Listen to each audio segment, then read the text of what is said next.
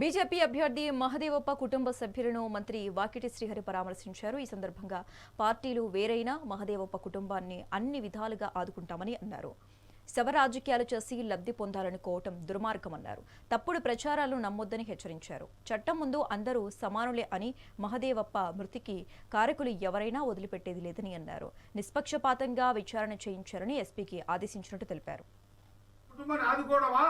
లేకుంటే ఆ కుటుంబాన్ని వాళ్ళ బాధ వాళ్ళు ఉంటే ఎవరు పడితే వాళ్ళు ఎట్టంటే అట్లా మాట్లాడి దాన్ని లబ్ధి చేసుకునే ప్రయత్నం చేయడమా ఏది? ఇంకా ఈ ప్రాంతంలో అలాంటి కొట్లాటలు కిరికులు లేకుండా జీవనం గడపాలనే ఆలోచన విధానం ఉన్న ప్రాంతం ఇది. ఏందో తెలియకుండా పెద్ద ఆయన లక్ష్మణ్ గారు ఢిల్లీలో మాట్లాడుతున్నారు. ఏందో తెలుసుకోకుండా మన జాతీయ అధ్యక్షుడు రామచంద్రరావు గారు మాట్లాడుతున్నారు. ఏందో తెలుసుకోకుండా అరుణబాబు ఎంపీ గారు మాట్లాడుతున్నారు. ఏమైందో తెలుసుకోకుండా పెద్ద నాగమోజీ గారు మాట్లాడుతున్నారు. కొండయ్య గారు మాట్లాడుతున్నారు. ఇప్పుడైనా 30 సంవత్సరాల రాజకీయ జీవిత చరిత్రలో ఎక్కడైనా ఎప్పుడైనా ఎవరైనా గట్టిగా మాట్లాడిన సందర్భం ఉన్నదా? ఒకసారి ఆలోచన చేయండి.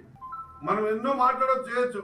ఆ కుటుంబాలు ఆ చందాపురంకి ముడిపడి ఉన్న కుటుంబాలు, చందాపురం అంతా ఈరోజు ఆశ్చర్యంగా, అరే మేము ఎవరిని ఏమి అనందే, మేము ఎవరికి ఏం చెప్పందే, ఆ పిల్లగాడు కూడా మా పిల్లగాడే, గతంలో ఇంతకుముందు కాంగ్రెస్ పార్టీ కార్యకర్తలే చనిపోయిన మహాదేవ్ కూడా ఆ కుటుంబాన్ని వచ్చినప్పుడు బాధ పెట్టకుండా, సరేనా మీరు మీద ఒకటే కదా, ఇంకా కావాల్సే మొత్తం 4-5 ఓట్లు లేవరా, నీకు కూడా 2 వేస్తాం, వాళ్ళు కూడా 2 వేస్తాంరా, సరే దేవుడు ఎవరిని గెలిపిస్తే వాళ్ళు గెలిపించుకోరా అని చెప్పేసి పెద్ద మనసుతో ఆ చందాపురం గ్రామం అంతా, ఆ తిల్లపురం గ్రామం అంతా ఆయనకి పెద్దగా ధైర్యాన్ని ఇచ్చి ఎలక్షన్లో కండక్ట్ చేసే ప్రయత్నం చేస్తే ఈరోజు చేస్తున్న తతంగం ఏందో ఒక్కసారి ఆలోచన చేయాలి.